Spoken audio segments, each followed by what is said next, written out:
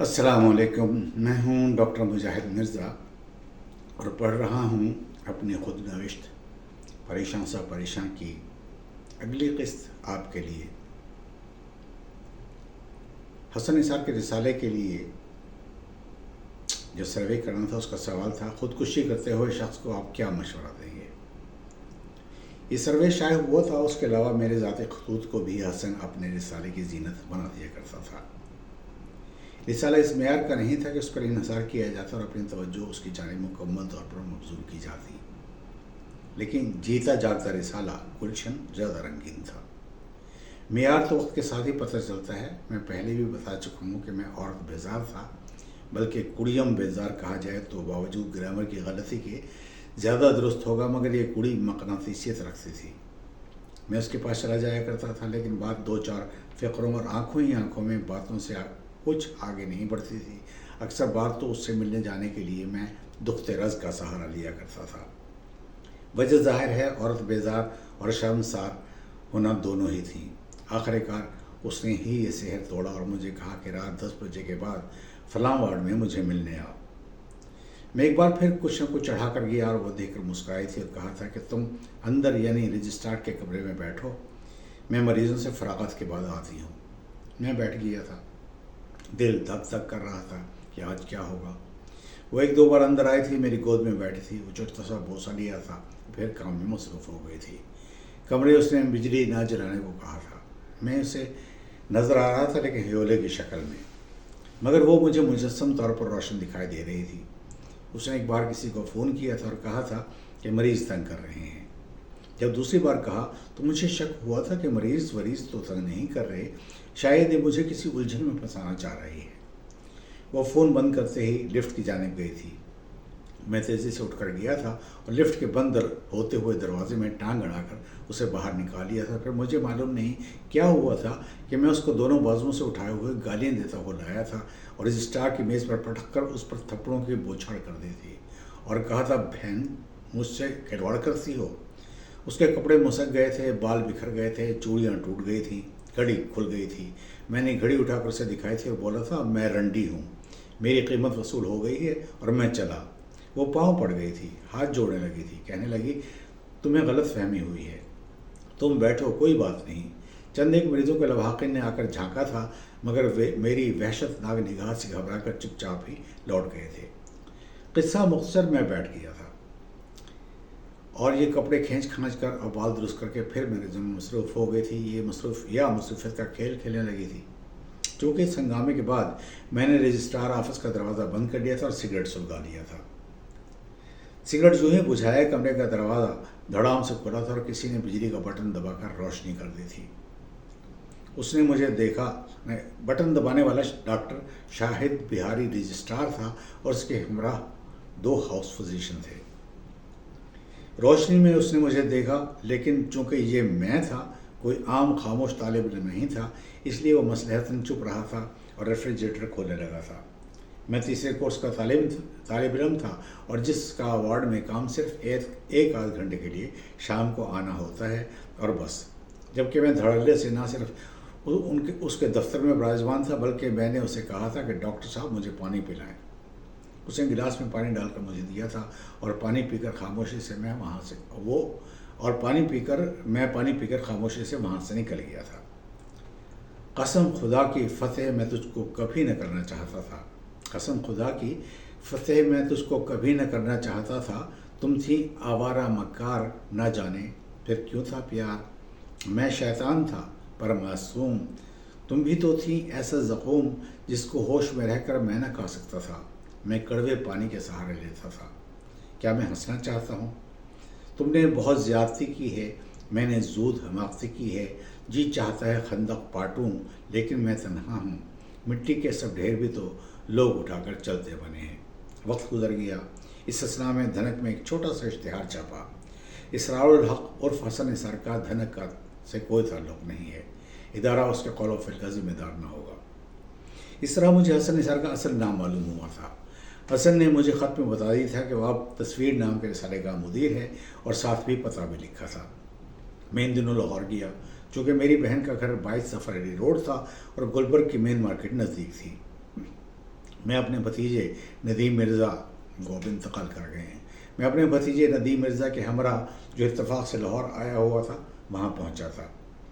اوریگا cinema کے بغل میں مین مارکیٹ کی بلڈنگ کی تیسری منزل پر رسالہ تصویر کا بورڈ آویزہ تھا اور سڑک کے ساتھ گھاس پر رکھی کرسیوں پر وہ بیٹھا تھا، جس کی دھنک میں چھوٹے سے اشتہار کے ساتھ چھوٹی سی تصویر بھی چھپی تھی۔ میں نے اس کے نزدیک جا کر پوچھا تھا کیا اسرار الحق تمہارا ہی نام ہے؟ وہ تیندوے کی صورت سے اٹھا تھا جیسے اپنا تحفظ کرنا چاہتا ہو۔ میرا قہقہ چھوٹ گیا تھا اور میں نے ہنستے ہوئے اپنا نام بتایا تھا اور ہم ایک دوسرے کے گلے لگ گئے تھے۔ میں نے تھوڑی دیر بعد اس کے سری عمل کی وجہ پوچھی۔ اس نے بتایا کہ وہ ندیم کو دیکھ کر گھبرا گیا تھا، اس لیے کہ ندیم حسن سے بھی چھوٹے قد کا گٹھے ہوئے جسم کا نوجوان تھا اور اس نے سرخ رنگ کی ٹی شرٹ پہنی ہوئی تھی۔ حسن کے مطابق چونکہ اس کی ان دنوں سرور سے کھیرا سے لگ رہی تھی، وہ سمجھا تھا کہ یہ سینڈرما شخص اس نے بھیجا ہے تاکہ اسے پیٹے۔ بہرحال حسن نے چائے اور شامی کبابوں سے تواضع کی تھی، پہلے دفتر لے گیا تھا اور پھر رات کو وولڈرف ہوٹل کے کمرے میں لے گیا تھا، جہاں اس نے کچھ پروڈیوسر پھنسائے ہوئے تھے اور شراب کی چسکیاں لے کر بڑے ڈرامائی انداز میں کبھی نہ بننے والی فلم کی کہانی سن رہا تھا۔ ادھروں گھوڑے پاجتے آندے نے، ادھروں اینج ہیرو آندہ ہے، وغیرہ وغیرہ۔ خیر میں نے سوچا تھا بھائی تیز نوجوان ہے، جو کرتا ہے کرنے دو، مجھے یہ حرکتیں اگر نہیں بھاتیں تو کیا ہوا۔ بہرحال رات کو بہت دیر تک اکٹھے رہے تھے اور حسن نے اپنی حقیقی تصویر چند ہی الفاظ میں کھینچ دی تھی: مجاہد، میں بول بچن کا بادشاہ ہوں، لوگوں کی جیب سے پیسے نکلوانے کا فن مجھے آتا ہے، یہ حسن نے کہا تھا۔ اس نے اگلے روز دفتر آنے کا کہا تھا۔ اگلے روز اس کے ہاں پہنچا تو اس نے کہا یار مجاہد، آدھا ایک صفحہ خالی ہے، کچھ لکھ دو۔ میں نے وہیں بیٹھے بیٹھے 4-5 افسانے گھسیٹ دیے تھے، جن میں ایک افسانچہ ایسے شخص کے بارے میں تھا جس کی زبان پر شینکر یعنی آتشک کا زخم ہو جاتا ہے، اور آخر میں وہ کردار کہتا ہے صاحب ہم غریب لوگ تو کتے ہیں، ہمیں تو پھر چاٹنا ہی پڑتا ہے نا جی۔ لاہور سے ہمارا پروگرام سوات جانے کا بن گیا تھا۔ کراچی سے ندیم کے 2 اور دوست بھی آئے ہوئے تھے، جن میں ایک اقبال میمن تھا۔ 6 فٹ کا ایک گوڑا چٹا نوجوان بہت ہی ہنسوڑ اور حاضر جواب شخص تھا اور انگریزی کے پیپر بیک پڑھنے کا اسے چسکا پڑا ہوا تھا۔ پہلے ہم راولپنڈی گئے تھے تاکہ مری دیکھ سکیں۔ مری گھوم کر واپس پنڈی آئے تھے، جہاں کے انٹر کانٹیننٹل میں نے پہلی بار ڈرافٹ بیئر چکھی تھی، اور اگلے روز منگورہ جانے والی ایک بس پر سوار ہو گئے تھے۔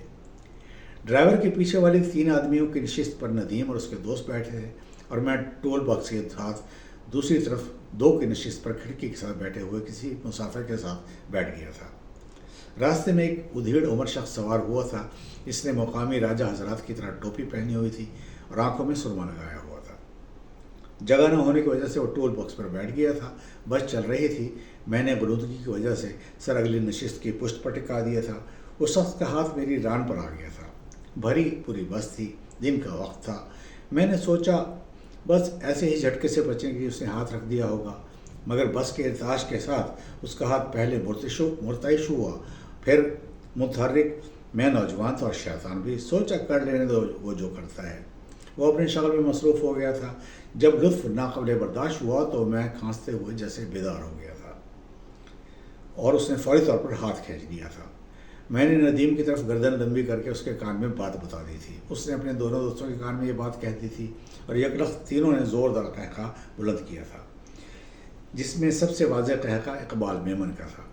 یہ راجہ ٹائپ شخص ایسا بکلایا کہ ویران جگہ پر ہی اتر گیا تھا۔ اس شخص کا اس نوع کا بے باک پن میرے لیے باعث حیرت تھا۔ جب ہم جا کر کلام کے ہوٹل میں ٹھہرے تو رات کو خواہش ہوئی کہ شغلے میں نوشی کیا جائے۔ ہوٹل کے بیرے سے پوچھا تو اس نے کہا کہ وہ کوشش کرتا ہے کہ کوئی بندوبست کرے۔ وہ مجھے ساتھ لے کر ادھر ادھر کے 2-1 ہوٹلوں میں گھوما تھا اور دستیابی میں ناکام ہو کر بولا تھا صاحب مولویوں کی حکومت ہے، حالانکہ مفتی محمود صاحب ہمارے ہوٹل میں ٹھہرے تھے اور رات کو انہوں نے خود پی تھی۔ میں اگرچہ مذہب سے بیگانہ ہو گیا تھا، لیکن گھرانے کے دیوبندی اثرات باقی تھے، کیونکہ جب علی پور میں ختم نبوت کے جلسے ہوتے تھے تو ہم بڑے ذوق شوق سے جا کر علماء کے تقاریر بڑے خشوع و خضوع کے ساتھ سنا کرتے تھے، اور مولانا حضرات کے کھانے بھی ہمارے ہی گھر میں پکا کرتے تھے۔ مجھے ہوٹل کے ملازم کی اس بات پر غصہ آیا تھا اور میں نے اسے کہا تھا کہ بھائی مفتی صاحب بہت دیندار شخص ہیں، تم ان کے بارے میں ایسی بات کیوں کہہ رہے ہو؟ وہ بولا صاحب مفتی صاحب اچھا آدمی تھا، لیکن ولی خان نے ان کو اس پہ لگا دیا تھا۔ میری اس استفسار پر کہ وہ یہ بات کیوں کہہ رہا ہے، وہ جواب میں بولا تھا، دیکھیں صاحب، ایک رات ولی خان اور مفتی صاحب ہمارے ہوٹل میں ٹھہرے تھے، رات کو وہ بہت دیر تک بیٹھے رہے تھے، صبح وہ چلے گئے تھے، 2 گلاسوں میں سے شراب کی بو آ رہی تھی۔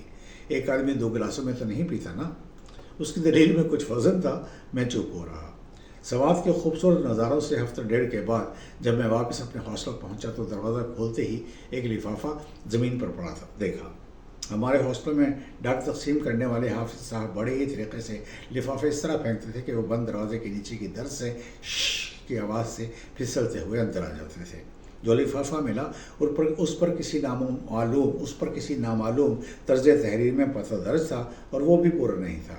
لفافے میں سے پرچہ نکالا تو اس میں لکھا تھا، تمہارا دماغ گند سے بھرا ہوا گٹر ہے، اس لیے تمہارے افسانوں سے بھی بو آتی ہے، لیکن تم بھی کیا یاد کرو گے؟ چلو تمہیں اپنا پتہ دے دیتی ہوں، شبنم عزیز، فاطمہ جناح میڈیکل کالج ہاسٹل، لاہور۔